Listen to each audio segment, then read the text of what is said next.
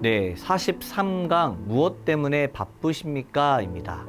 우리는 참 많이 바쁘게 살아갑니다. 특히 한국 사람들은 더 바쁘게 살아가고 있습니다. 직장인, 대학생, 중고등학생은 말할 것도 없고 유치원생마저 바쁘게 사는 것이 우리의 현실입니다. 어떤 사람은 돈 때문에 바쁘고 어떤 사람은 SNS 때문에 바쁩니다. 또 어떤 사람은 연애하느라 바쁘고 친구들과 노느라 바쁘기도 합니다.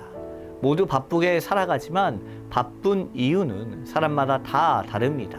더 자세히 살펴보면 바쁜 이유는 결국 각자의 선택에 의한 결과이기도 합니다. 누가복음 10장에는 마르다와 마리아의 이야기가 나옵니다.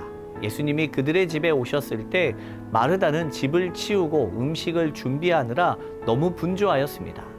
바쁘게 일하다가 마리아가 예수님 앞에 앉아 있는 것을 보고 마르다는 예수님께 마리아도 도와주도록 말씀해 달라고 부탁합니다.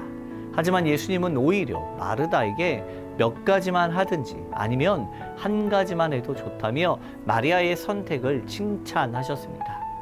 마르다는 예수님을 위해 열심히 일한다고 생각했지만 정작 예수님은 마리아처럼 그분과 함께 시간을 보내는 것을 더 원하셨습니다. 예수님은 음식을 준비하거나 집이 완벽하게 치워지는 것보다 그들과 대화하고 있는 시간을 더 중요하게 여기신 것입니다.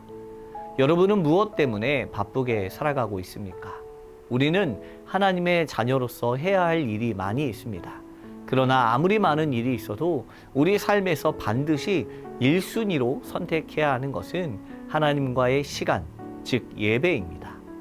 우리는 예배하기 위해 바빠야 하며 예배하기 위해 다른 일정을 조정하는 것이 상식이 되어야 합니다. 찬양팀 또한 예배 가운데 중요한 역할을 맡고 있습니다. 찬양팀으로서 다양한 준비와 연습, 기술적인 준비 등이 필요하지만 그 무엇보다도 중요한 것은 하나님과의 관계입니다. 마르다가 예수님을 위해 바쁘게 일했던 것처럼 찬양팀도 때로는 음악적인 완성도나 준비에 집중할 때가 있을 수 있습니다. 하지만 예수님이 마리아를 칭찬하신 것처럼 우리가 드리는 예배의 본질은 하나님과의 깊은 교제에 있습니다.